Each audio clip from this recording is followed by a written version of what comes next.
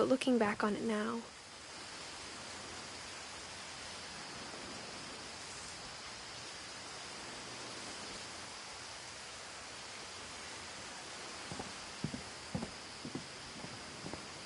if she told me there was going to be so much climbing, I never would have come when I was 22 weeks pregnant.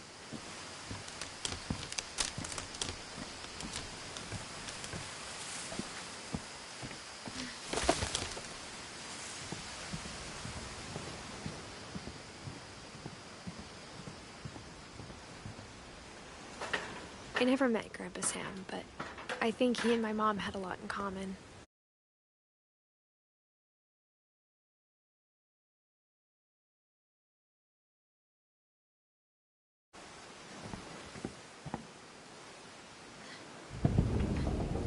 They were both pretty intense.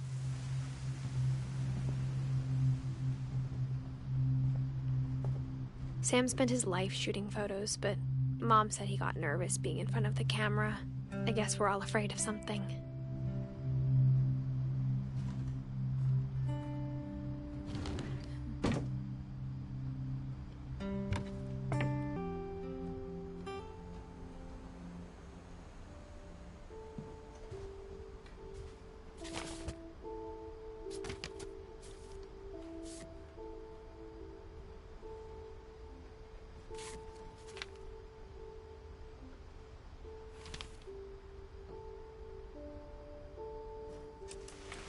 Dawn, I promise, you'll never forget this weekend.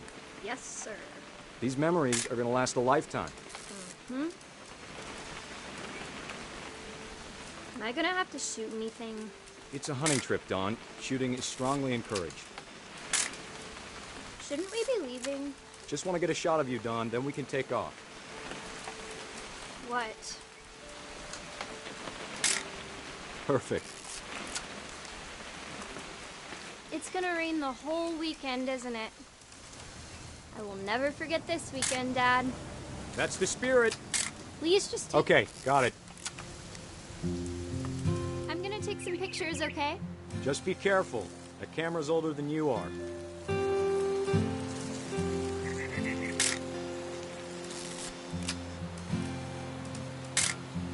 Aw. You're right, Dad. It's starting to clear up. Still freezing, though.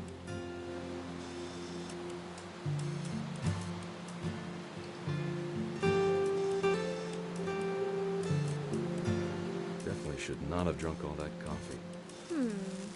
Hey! That's a keeper. Hold still while I take a picture of you. I'm just saying, I'm not always gonna be here, Dawn. You'll need to remember this stuff, if you want to survive. I'll be fine, Dad. You know who else thought he was gonna be fine? Some guy who died. Dawn, I'm being serious. I know, Dad. You're always serious. Doesn't being out here make you want to chill out? Well, to tell you the truth, I haven't been out here in 20 years.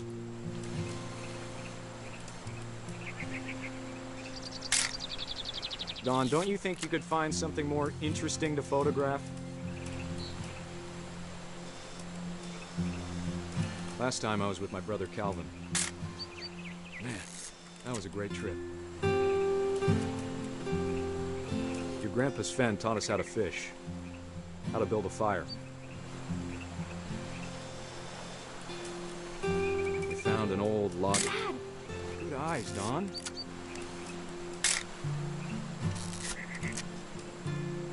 Before you take the shot, let me get a picture of you.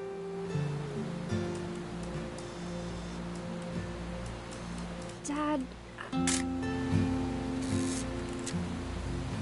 Let me get behind you. do I have to do this? Dawn, you don't have to do anything. But if you want to survive, you need to be strong.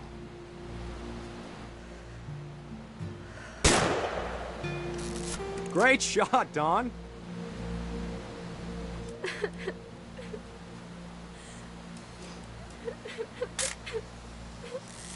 I'm proud of you, Dawn. Always remember that, okay?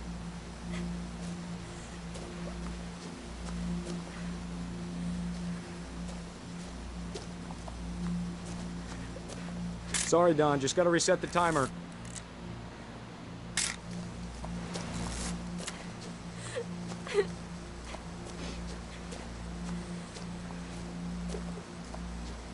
Dad, it's twitching.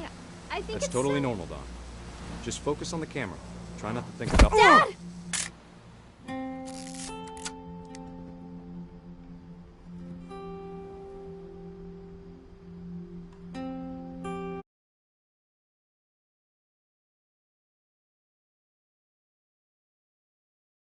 That my mom had told me.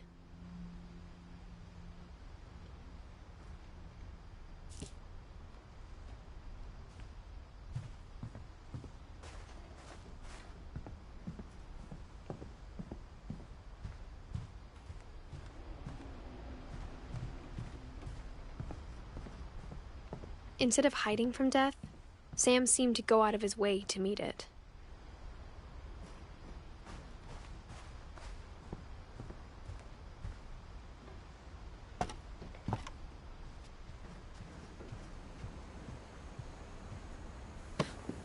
After Sam died, my mom and Edie got really close. They'd both lost a lot.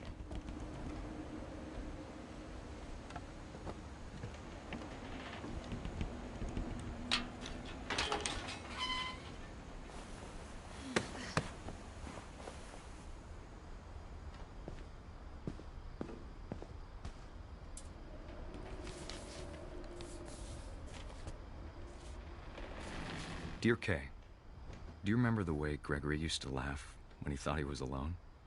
Like something funny was happening, but only he could see it. I think he saw things the rest of us don't.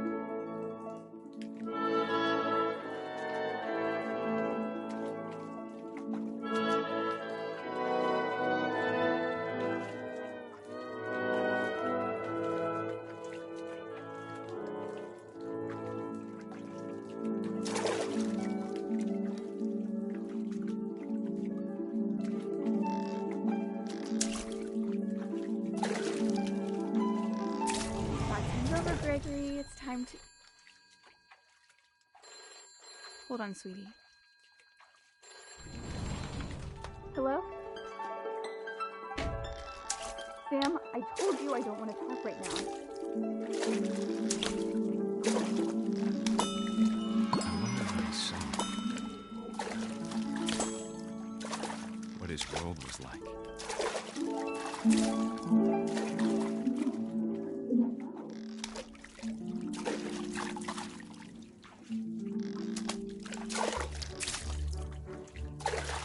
Reminded me so much of Calvin.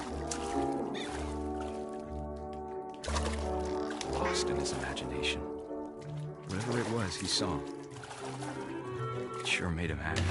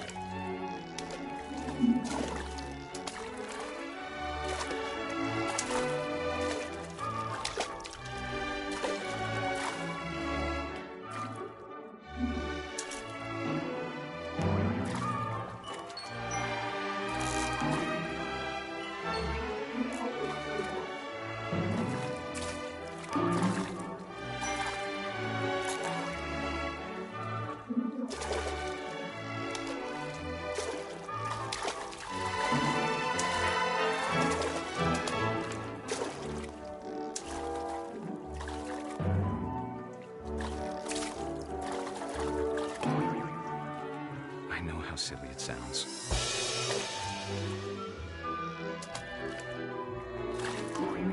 That I worried about a baby being too happy. I could feel him slipping away. Sorry about that, Gregory. I know you did everything you could. Maybe if I hadn't called that night. Damn it. Hold on, I don't want Gregory. I wish he could have told us about the world he saw.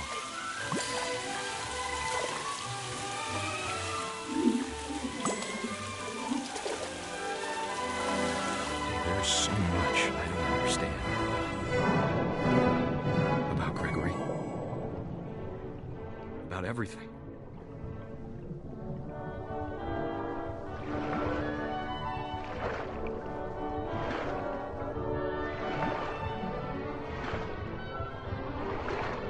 But I know what happened wasn't your fault.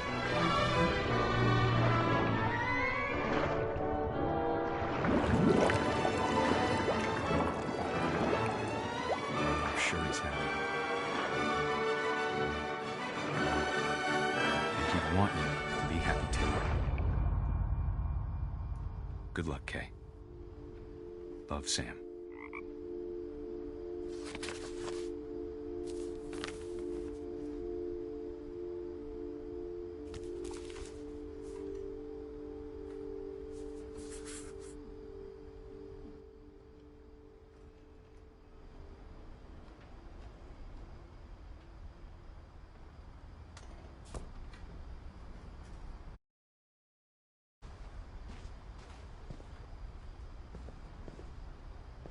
I can't imagine my mom ever writing poetry, and yet... A poem for Gus, who always said the wedding was a bad idea.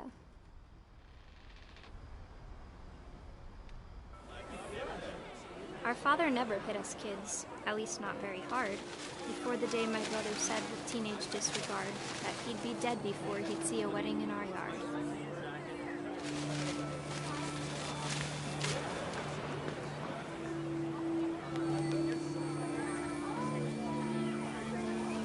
My father made him come, of course, but Gus stood far apart, just flew his kite and bottled up the storm inside his heart.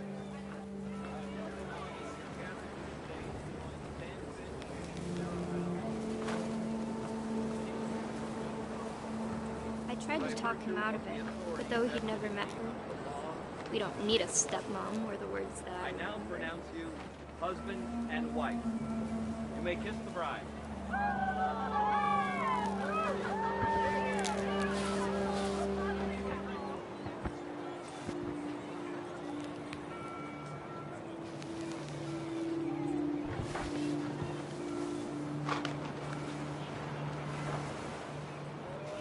When the time for photos came, Dad ordered him to Come here. But Gus declined, and as a sign held up his middle finger.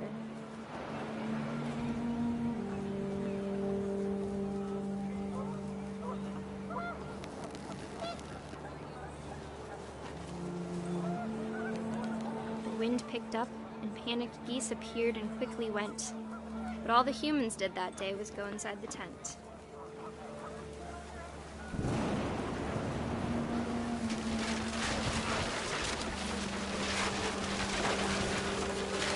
The rain came down in buckets then, but no one seemed afraid that nature might destroy the tent our dad had crudely made.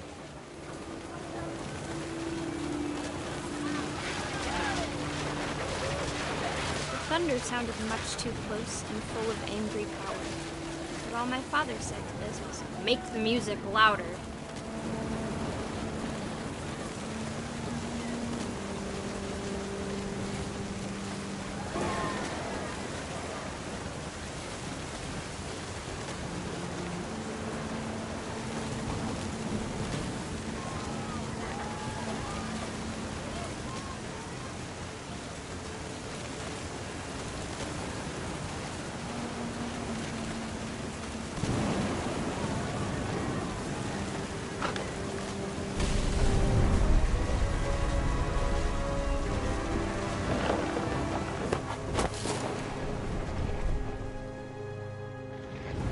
I wish that I could truly say I thought about you on that day.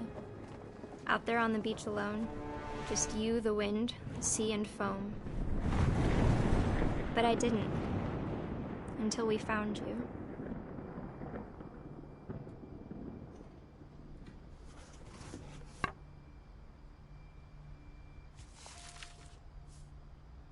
She never talked about him, but Mom told me once if I was a boy, they were going to name me Gus.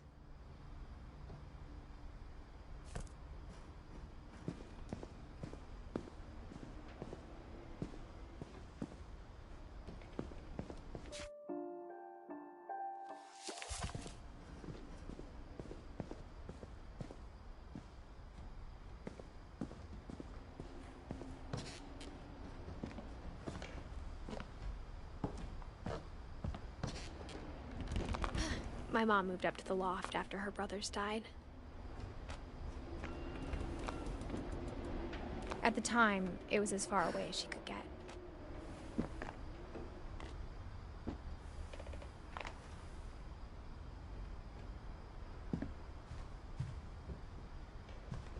She spent a summer building houses in Calcutta, where she met my dad, Sanjay.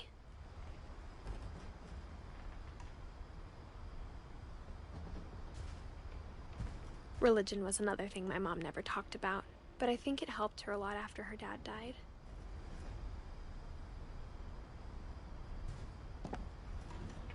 My mom moved to India a week after graduation and got a job teaching English. Louis was born a year later.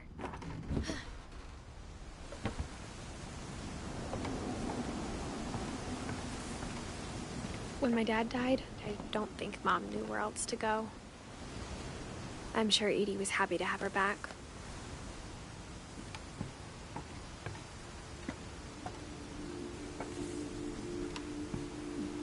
The house had to get a little bigger, but Edie was used to that.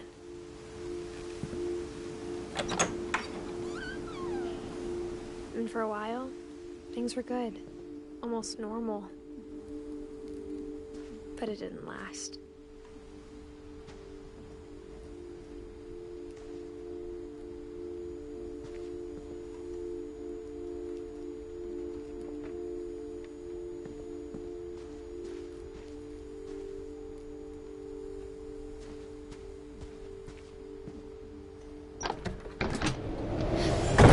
The beginning of the end was Milton's 10th birthday, when Edie gave him a castle.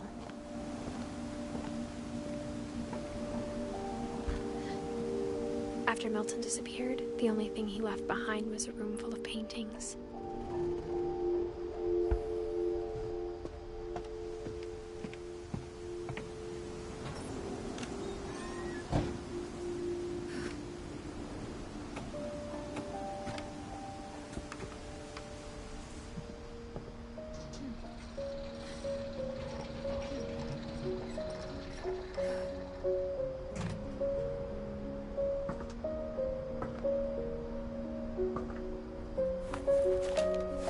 Milton Finch in The Magic Paintbrush.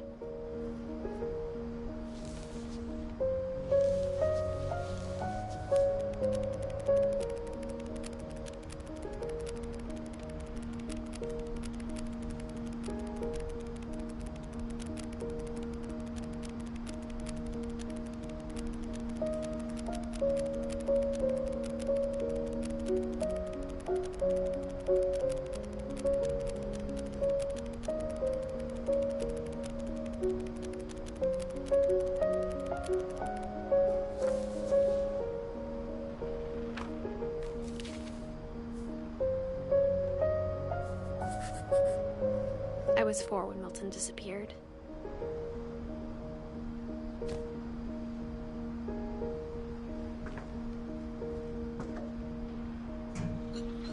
Mom spent months searching for my brother. Then she sealed the doors.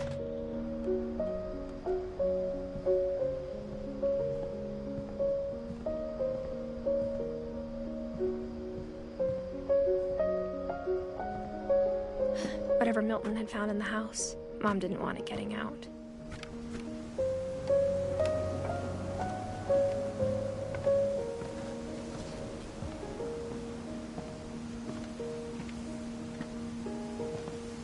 Mom definitely blamed Edie, but I think Louis blamed himself. After he graduated, he just spent more and more time in his room, until Mom got him a job at the cannery.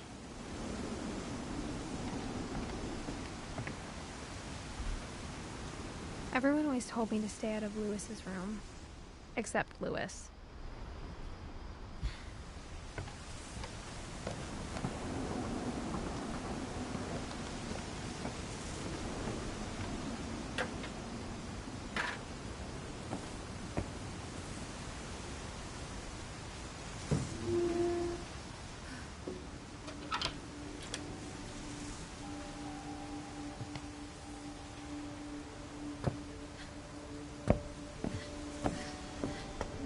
Lewis's room smelled very, very familiar. That part of him lived on.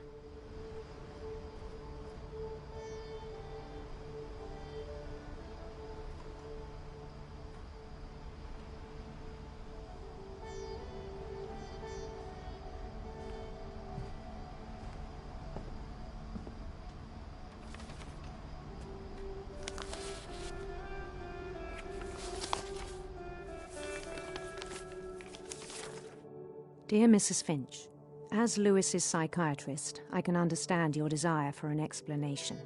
As I see it, the trouble began in January, shortly after we convinced your son to seek treatment for substance abuse. Newly sober, I believe Lewis first noticed the monotony of his daily life.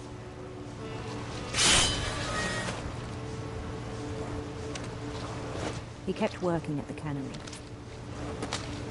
but he withdrew part of himself. In our sessions, I saw the same behavior. His mind began to wander. I asked him to describe it. He said he started small, imagining a labyrinth. He'd feel his way about. Then something moved. Bats. And toads.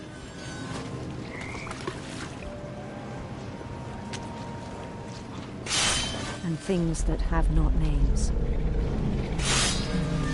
He knew it was all in his head.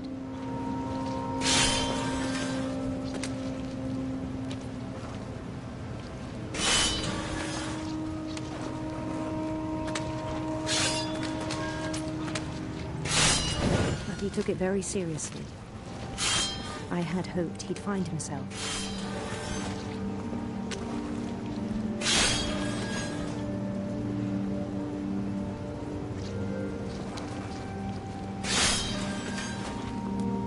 But he found something more. I worried about him then. Daydreaming at the cannery. I spoke with his boss. But he said Lewis had become a model employee. Methodical, tireless, focused. Like a whole new Lewis. So I let him go on.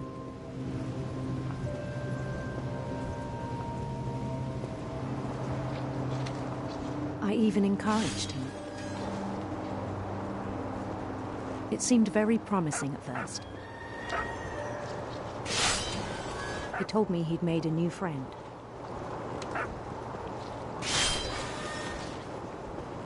On the edge of a city he named Lewis Tokyo.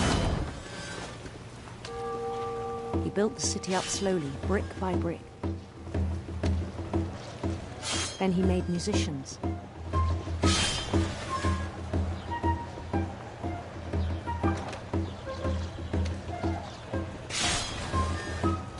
And songs for them to play. He talked about starting a band. And he was always humming something. Every day his imagination grew stronger.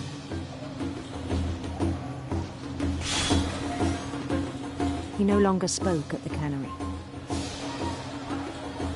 But his chopping was as reliable as ever. Then one day it struck him that all the cheering crowds, even the stones under his feet, were all in his imagination. So he could do whatever he wished.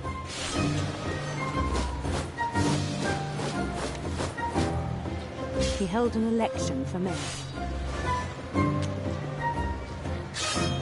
And he won. They begged him to stay, but his mind was already wandering.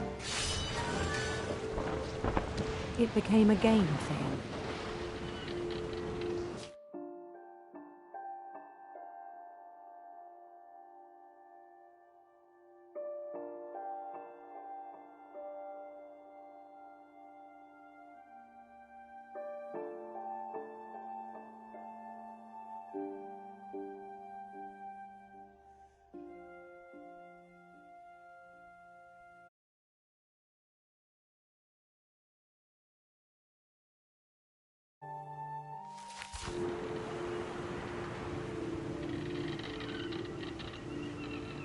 He'd conquer a city, then immediately push on. New Louisville.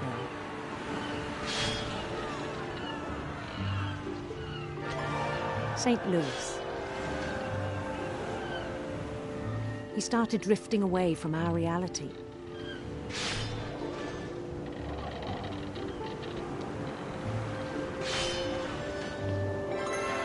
Minneapolis. Until one day he forgot to go home from the cannery.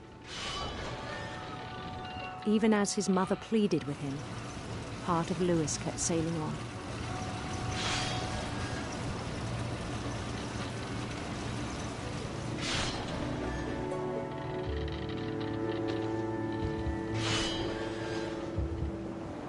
In Louisburg, he heard rumors of a handsome queen.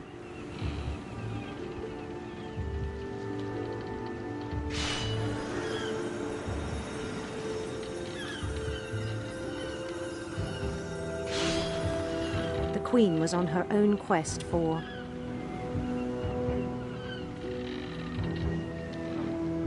radiant rainbows.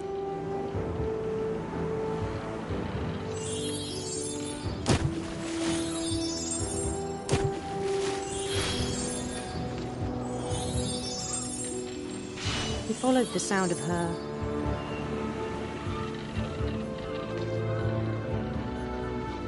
silver harp.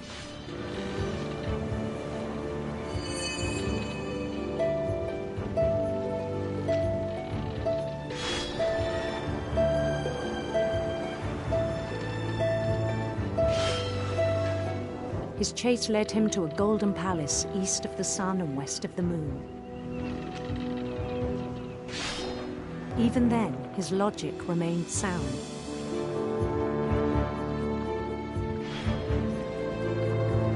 He knew the world was all in his imagination.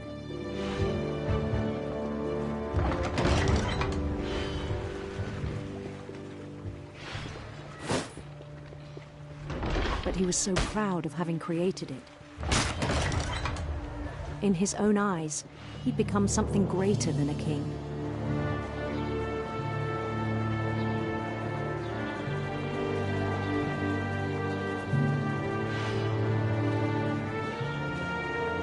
For someone who'd never known success in the real world, I think it was overwhelming. And then it struck him that the real Louis was not the one chopping salmon, but the one climbing the steps of a golden palace.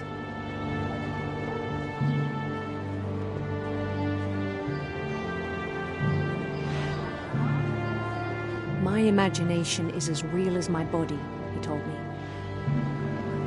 It was hard to argue with him.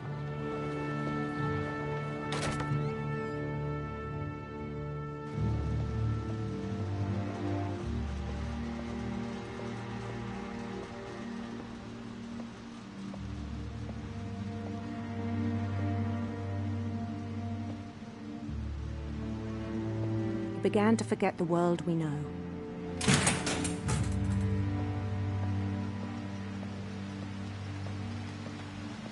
I think it pained him to remember Louis, the cannery worker.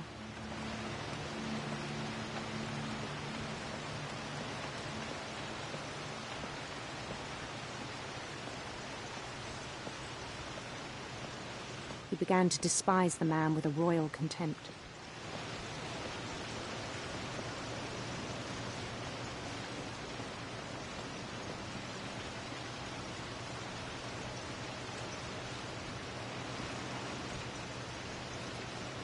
I still thought I could save him. Even after he said he was being crowned king over all the lands of wonder.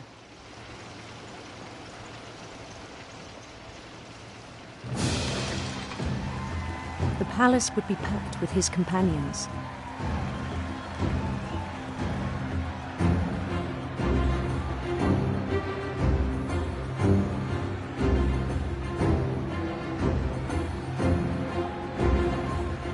Including the wise Calico who'd insisted on advising him.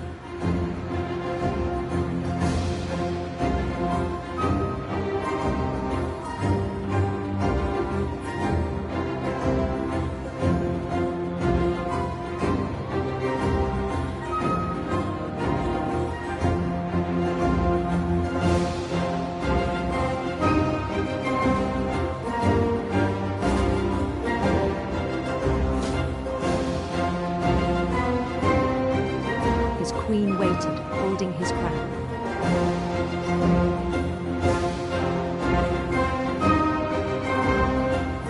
There was only one thing left to do.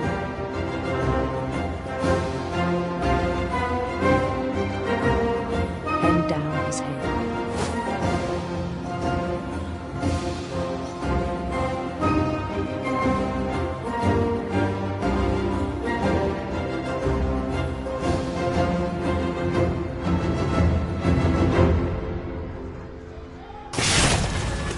I think you know. Mrs. Finch, your son was a kind man who will be missed by all of us who knew him.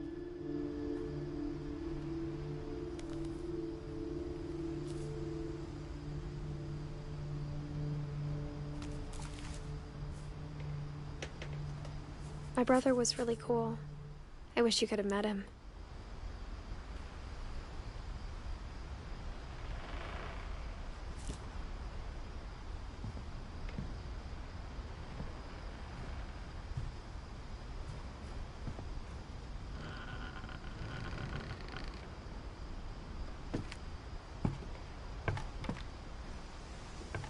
On the way back from Lewis's funeral, my mom told me to start packing. She waited until the day before we left to tell Edie. I'm not sure if she wanted to make it easier or harder.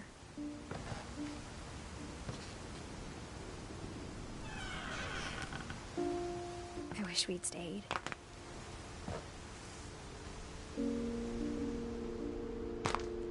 But I understand why we left.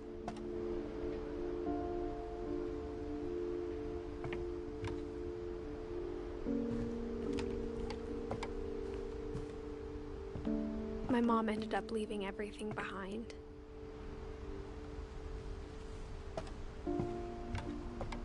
What happened that night had been coming for a long time.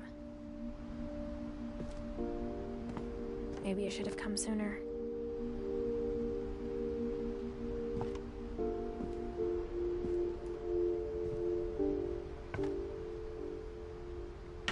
But it had to end one way or another. All that's left now is to tell you about that last night.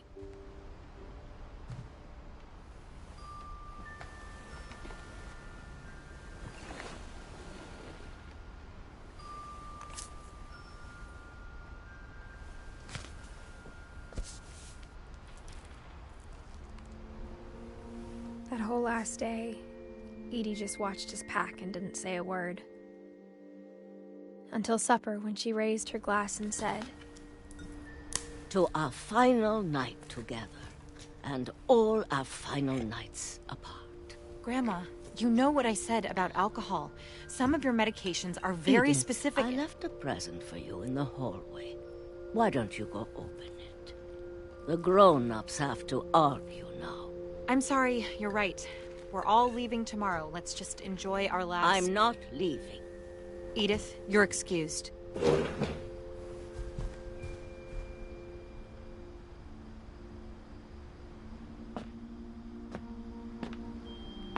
The power had been shut off that morning, but Edie always had plenty of candles. When my mom sealed the library, I don't think she knew about the other entrance. Or that Edie had a key to it.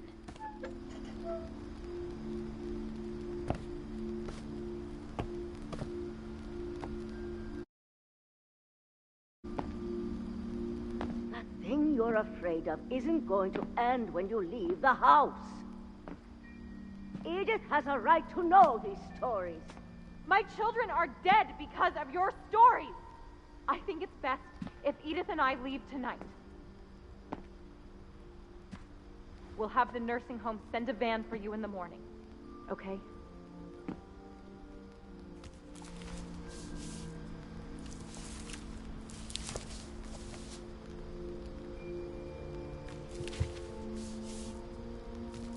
Dear Edith, there's so many stories I wish I could tell you, but there's only time for one.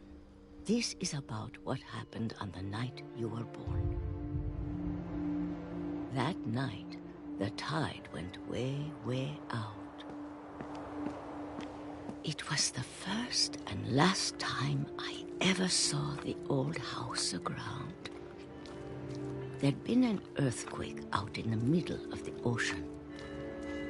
They called it the lowest tide in 1,000 years. God, it smelled awful. You know, I've seen that house every day of my life.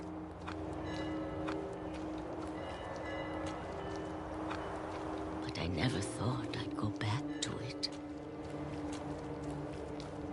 When the fog rolled in, I lost my way.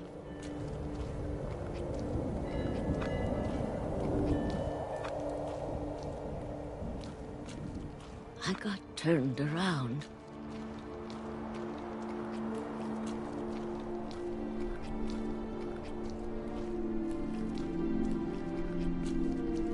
For a while, I wandered.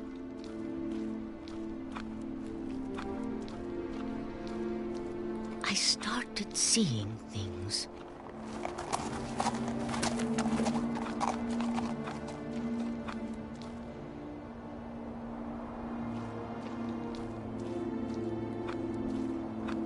Things I'd forgotten had ever existed.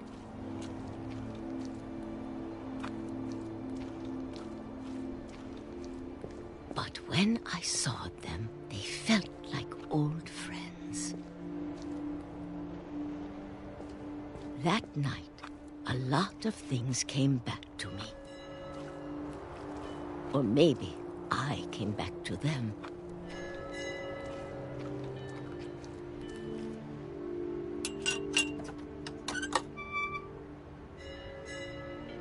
Things I can't explain, but that I need you to try and... Edith, what are you doing in here?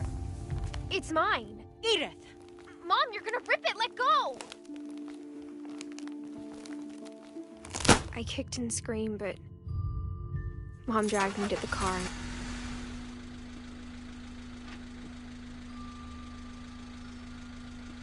I never saw Great-Grandma Edie again. The next morning, the van came to pick her up, but she was already gone. After that, we moved around a lot.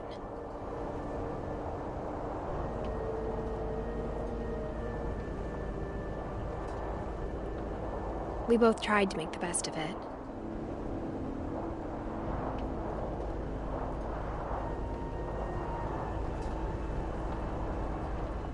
A few years went by.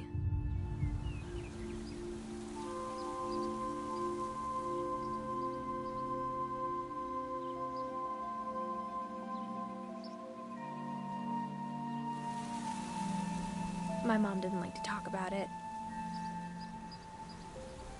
but she started getting sick a lot. The rest happened pretty quickly.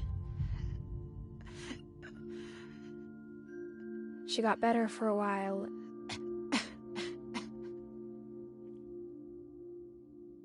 And then she didn't.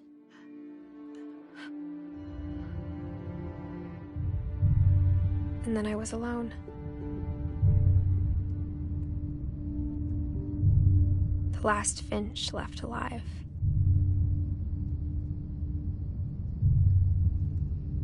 Until I found out about you. I'm still not sure what to tell you about all this. If we lived forever, maybe we'd have time to understand things. But as it is, I think the best we can do is try to open our eyes. And appreciate how strange and brief all of this is. This journal was supposed to be for you. But now I hope you'll never see it. I just want to meet you and tell you all these stories myself. But I guess if you're reading this now, things didn't work out that way.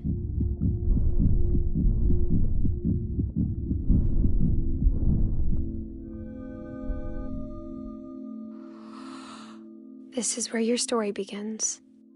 I'm sorry I won't be there to see it. It's a lot to ask, but I don't want you to be sad that I'm gone.